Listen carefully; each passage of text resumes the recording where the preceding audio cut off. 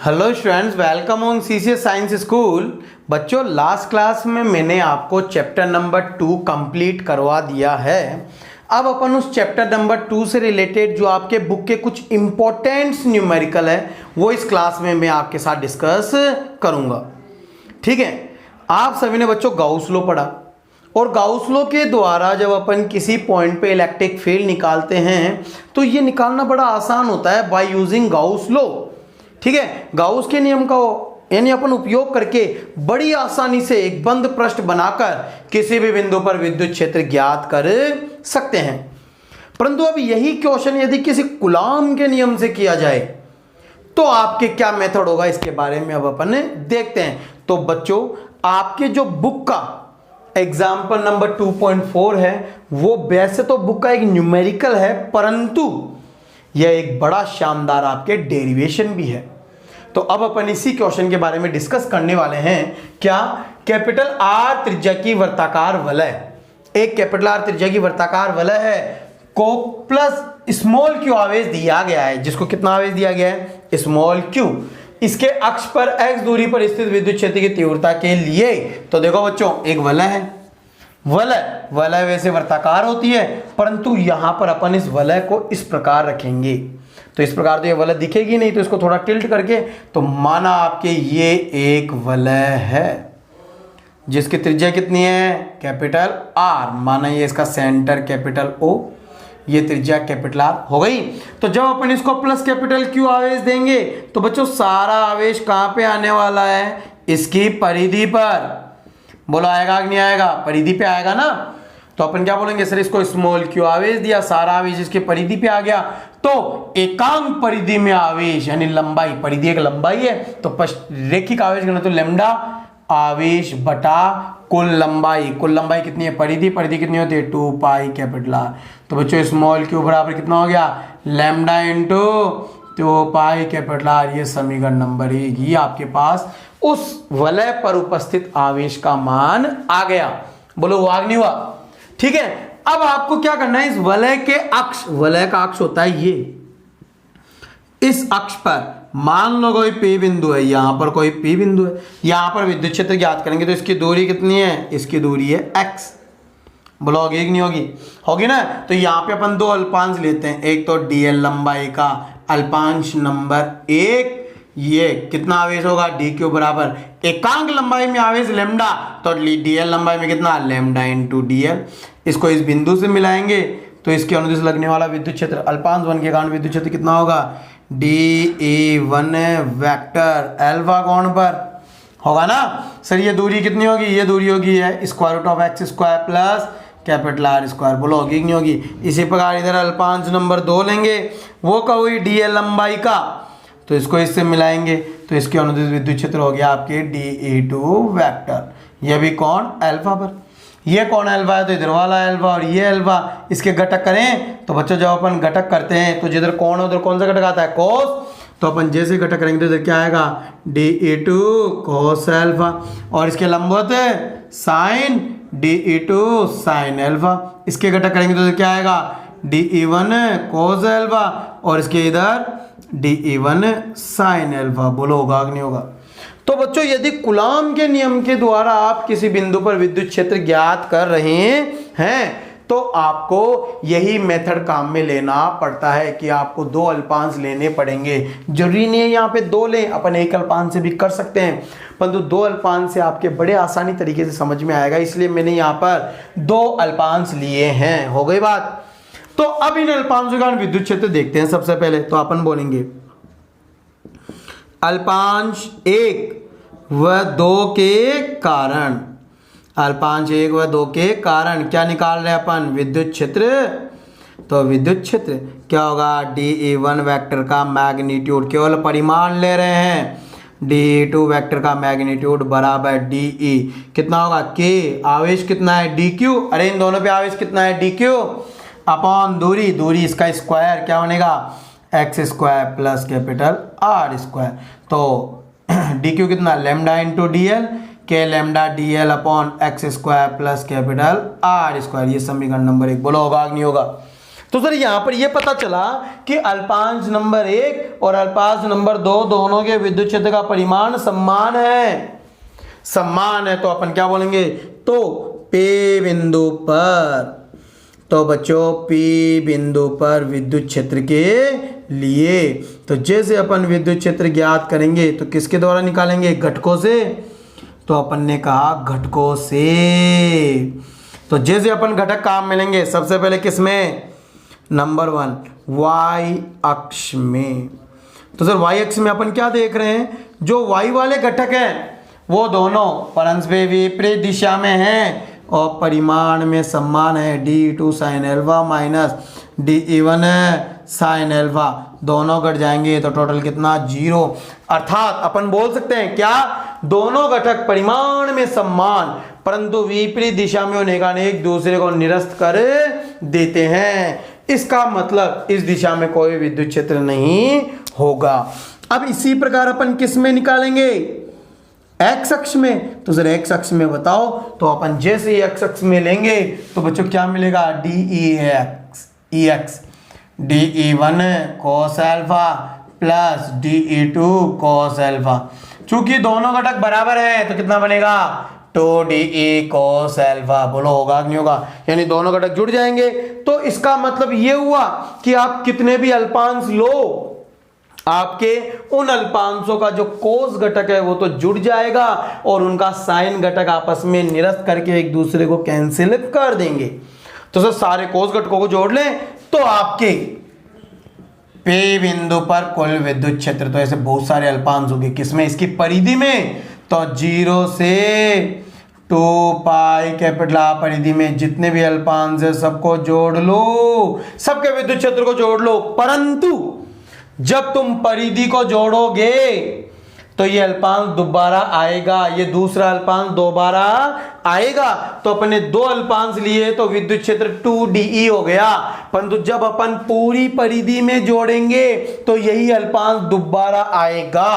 तो आपको यहां पर 2 लेने की जरूरत नहीं है बच्चों। सबसे इंपॉर्टेंट, यहां पर अपन 2 नहीं लेंगे तो आपके क्या बन गया, समाकलन 0 से 2 पाई कैपिटल R, डी कितना है, के लैम्डा dl अपॉन दूरी x square plus capital R square. Cos alpha की वैल्यू निकालें, कॉस एल्फा त्रिभुज, मान लो जैसे ये A है ये B बिंदु है, तो त्रिभुज AOP में, तो अपन जैसे ही त्रिभुज AOP लेंगे तो त्रिभुज AOP में बच्चों कॉस एल्फा बराबर क्या होता है, आधार बटे कर्ण, और आधार कितना है बच्चों, x, और कर्ण कितना है, x square plus capital R स्क्वायर की पावर 1/2।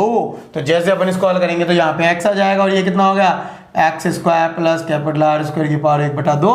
सॉल्व करेंगे तो P बिंदु पर विद्युत क्षेत्र, देखो सर सारी संख्याएं नियत राशि है, क्यों, क्योंकि dl केवल L का समाकलन होगा और L है नहीं, तो सारी संख्याएं नियत, तो k lambda x upon x square plus capital R स्क्वायर की पावर 3/2, बच गया कितना, 1। तो 1 इंटू dl, 1 का इंटीग्रेशन कितना, L, upper limit minus lower limit करेंगे तो 2 पाई R आ जाएगा, के lambda x upon x square plus capital R स्क्वायर की पावर 3/2 L, और ये लगा दी limit 0 to 2 pi R, upper limit minus lower limit करेंगे तो आपके पास क्या आएगा, के लैम्डा 2 पाई R को यहीं पे ले लेता हूं साथ में, और ये x बटावा x square plus capital R स्क्वायर पावर 3/2। समीकरण 1 से लैम्डा इंटू 2 पाई R बराबर क्यू, बोलो है कि नहीं है। तो अपन बोलेंगे समीकरण 1 से, जैसे समीकरण 1 से मान रखेंगे तो अक्षीय बिंदु पर विद्युत क्षेत्र के क्यू एक्स बटावा x square plus capital R स्क्वायर की पावर 3/2। तो किसी वलय के कारण अक्ष पर विद्युत क्षेत्र का ये सूत्र होता है बच्चों, कितना, के q x upon x square plus R स्क्वायर की पावर 3/2, जहां x क्या है, अक्ष से केंद्र से दूरी, होगी कि नहीं होगी, होगी ना। अब आपको यहीं पे दे रखा है यदि, क्या, अपने उत्तर की पुष्टि भी करनी है, कब, जब स्मॉल x क्या हो, कैपिटल R से बहुत ज्यादा हो। तो सर ये स्थिति होगी तो x square plus capital R square न्यूल इक्वल टू एक्स स्क्वायर। तो आपके अक्षीय बिंदु पर विद्युत क्षेत्र के क्यू एक्स और एक्स स्क्वायर की पावर 3/2 क्यूब, तो क्या बन गया के क्यू अपॉन एक्स, यानी वलय के क्यू अपॉन एक्स स्क्वायर, यानी वलय के कारण किसी अक्षीय बिंदु पर विद्युत क्षेत्र कब, जब यह एक्स दूरी बहुत दूर हो तो वह एकल आवेश के विद्युत क्षेत्र के तुल्य ही होता है। तो बच्चों ये था आपके क्या कि अपन किस प्रकार कूलाम के नियम द्वारा किसी अक्षीय बिंदु पर विद्युत क्षेत्र की तीव्रता ज्ञात कर सकते हैं। तो बच्चों एक बार इस डेरिवेशन को उतार लीजिए। तो इस प्रकार अपन कूलाम के नियम द्वारा किसी बिंदु पर विद्युत क्षेत्र बड़े आसानी तरीके से निकाल सकते हैं, बट ये तरीका थोड़ा कॉम्प्लिकेटेड होता है, इसलिए अपन क्या काम में लेते हैं, गाउस का नियम। परंतु यदि तुम्हारे कभी भी वलय का क्वेश्चन आए तो वलय का विद्युत क्षेत्र कूलाम के नियम द्वारा ही निकाला जाता है। ठीक है, उतार लीजिए।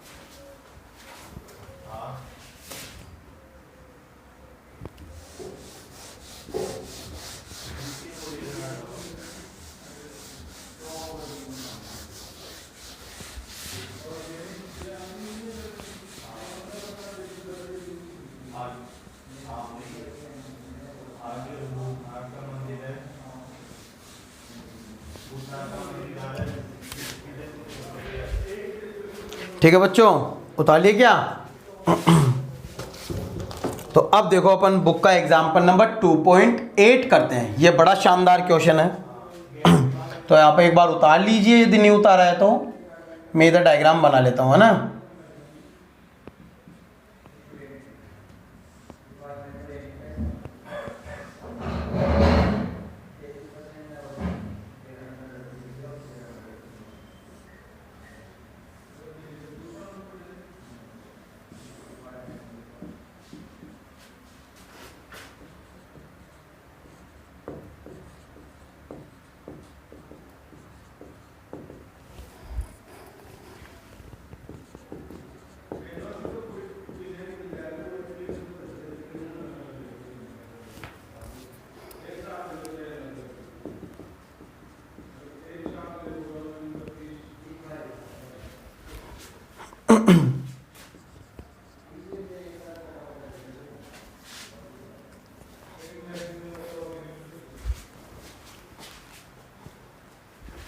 ठीक है बच्चों, उतार लिए। तो अब देखो क्वेश्चन, बुक का एग्जाम्पल नंबर 2.8 है, उसमें क्या बोल रहा है, चित्रानुसार एक घन, ये घन दे रखा है जिसकी भुजा कितनी है 1 सेंटीमीटर, जिसकी भुजा कितनी है 1 सेंटीमीटर पर एक विद्युत क्षेत्र कितने का E बराबर E not x I cap, यानी ये विद्युत क्षेत्र किस पे निर्भर कर रहा है, x पर निर्भर कर रहा है, x पर निर्भर, क्यों, क्योंकि यहाँ पे x का मान है ना, निर्भर कर रहा है। तो इससे गुजरने वाला फ्लक्स और इसमें आवेश बताओ, तो ज्ञात करें। तो बच्चों देखो, आप सभी को पता है कि ये घन है और घन में जो विद्युत क्षेत्र लग रहा है वो केवल ही केवल x अक्ष में है, x अक्ष की दिशा में है। तो जो y और z अक्ष के अंदर पृष्ठ होंगे, ये विद्युत क्षेत्र सदैव y व z पृष्ठों के क्या होगा, लंबवत। तो y और z में जितने भी पृष्ठ हैं उनसे गुजरने वाला फ्लक्स कितना होने वाला है, 0, क्योंकि cos 90 0 हो जाएगा। तो यहां पे से कितने पृष्ठ हैं, एक तो ये वाला पृष्ठ, ये इस तरह वाला, ये इधर 2 नंबर, ये 3 ऊपर 4 नीचे, ये 5 सामने और 6 पीछे। ठीक है, तो आप बोलोगे सर इससे गुजरने वाला कुल विद्युत फ्लक्स 6 के 6 फल को फ्लक्सों से होगा, φ1 plus φ2 plus φ3 plus φ4 plus φ5 plus φ6। अब तुम्हें पता लगा है कि जो 3 और 4 है, 3 और 4 है, ये y अक्ष में है और ये जो है ये z अक्ष में है। और आपको पता है y और z के अंदर जो पृष्ठ होंगे उनके कारण विद्युत फ्लक्स कितना होने वाला है, 0, क्योंकि ये लंबवत है, लंबवत होने के कारण इन सबका 0। अब अपन चलते हैं केवल ही केवल 1 और 2 पर। तो जैसे अपन 1 का निकालेंगे तो E1, 1 का E1 विद्युत क्षेत्र तो इधर है ना, E1 क्षेत्रफल होगा इधर A1 और दोनों के बीच का एंगल कितना 180, क्योंकि विद्युत क्षेत्र इस दिशा में, क्षेत्रफल इधर होगा। यहां पर विद्युत क्षेत्र इधर E2, क्षेत्रफल भी इधर A2, अरे इधर ही तो होगा ना A2, और दोनों के बीच का कोण 0 डिग्री। तो हल करें तो E1 A1 cos 180 plus E2 A2 cos 0, बोलो होगा कि नहीं होगा। E1 ज्ञात करें तो बच्चों E1 यानी पहले पृष्ठ पर विद्युत क्षेत्र, पहले पृष्ठ पर x दूरी कितनी है 0, अरे पहले पृष्ठ पे पहला पृष्ठ केवल मूल बिंदु पर है, वो मूल बिंदु पे x बराबर 0, तो विद्युत क्षेत्र कितना होने वाला है E नॉट गुणा 0 और क्षेत्रफल a स्क्वायर कोस 180, तो सर ये तो पूरा 0 हो जाएगा। E2 पृष्ठ कितनी दूरी पर है, x बराबर a पर, अरे ये दूसरी भुजा पर है ना, x बराबर a पर, तो यहाँ पर विद्युत क्षेत्र कितना होगा E नॉट, x बराबर कितना लिखेंगे a, और क्षेत्रफल कितना a स्क्वायर कोस 0, तो तुमने देखा सर ये तो 0 हो गया, तो कुल फ्लक्स कितना होगा E नॉट a क्यूब। अब E नॉट कितना है लिख दो, तो आपको सब पता लगा, कुल विद्युत फ्लक्स E नॉट है 2.5 इंटू 10 की power 5 into a cube, a कितना है ये रहा, तो 10 की पावर -6, सॉल्व करेंगे तो 0.25 वोल्ट इंटू मीटर। ये तो आपके पास क्या आ गया विद्युत फ्लक्स। अब क्या निकालेंगे आवेश, तो गाउस के नियम से, और बच्चों गाउस के नियम से क्या कहा था, किसी बंद पृष्ठ से गुजरने वाला कुल विद्युत फ्लक्स उस बंद पृष्ठ में उपस्थित कुल आवेश तथा एप्सिलॉन नॉट के अनुपात के बराबर। तो कुल आवेश कितना होगा एप्सिलॉन नॉट इनटू कुल विद्युत फ्लक्स। एप्सिलॉन नॉट कितना है सर, एप्सिलॉन नॉट होता है 8.85 इंटू 10 की पावर -12, समीशन क्यू इन 0.25 यानी 25/100 कितना हो गया 1/4, भाग देंगे तो कुल आवेश कितना होगा, कुल आवेश होगा 2.21 इंटू 10 की पावर -12 कूलम। तो ये आ गया आपके पास आवेश, बोलो होगा कि नहीं होगा। तो इस प्रकार अपन ये एग्जाम्पल नंबर 2.8 भी सोल्व कर सकते हैं। तो सबसे इंपॉर्टेंट कि y और z के अंदर जो पृष्ठ होंगे उनके कारण फ्लक्स 0 होगा, क्योंकि वहां पर विद्युत क्षेत्र इनके लंबवत होने के कारण 0 हो गया, और केवल अपन प्रश्न नंबर 1 और 2 के कारण निकालेंगे। प्रश्न नंबर 1 पर विद्युत क्षेत्र 0 होने के कारण केवल 2 का आ गया और उसको अपन ने सोल्व कर लिया। ठीक है, तो ये था आपके क्वेश्चन, उतार लीजिए।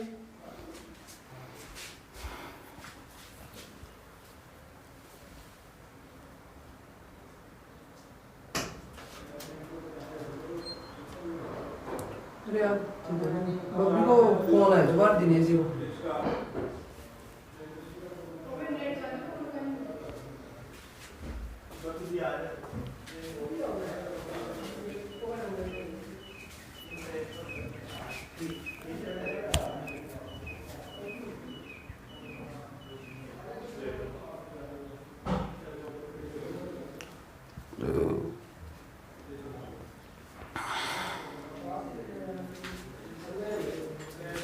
तो बच्चों उतारिए, ठीक है, थोड़ा जल्दी कीजिए, है ना।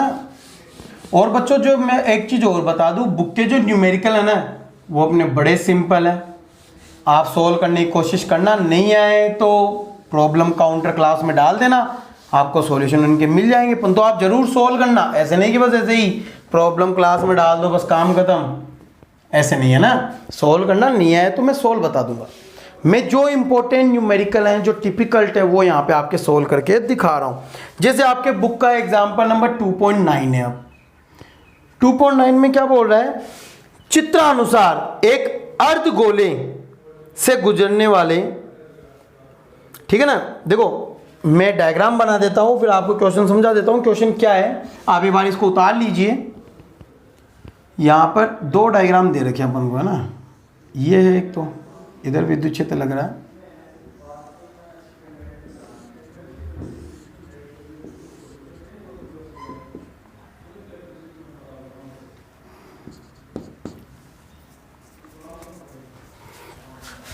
मिटा देता हूं बच्चों इसको, है ना। और इसी क्वेश्चन का दूसरा पोर्शन ये है,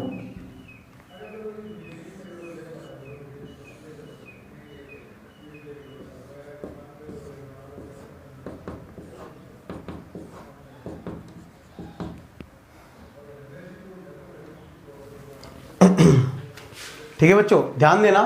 आपको एक क्वेश्चन दे रखा है, क्या, चित्रानुसार एक अर्धगोले पर विद्युत क्षेत्र आधार या आधार तल है, आधार तल के समानांतर है या आधार तल के लंबवत है। तो इन स्थितियों में आपके इस आधार तल के द्वारा गुजरने वाला फ्लक्स बताओ। किसके द्वारा, आधार तल के द्वारा, और यहां पर भी आधार तल के द्वारा गुजरने वाला फ्लक्स बताओ, ज्ञात करें। तो बच्चों सभी ध्यान देना, क्या आपको इस अर्धगोले में कुछ आवेश बताया, नहीं बताया।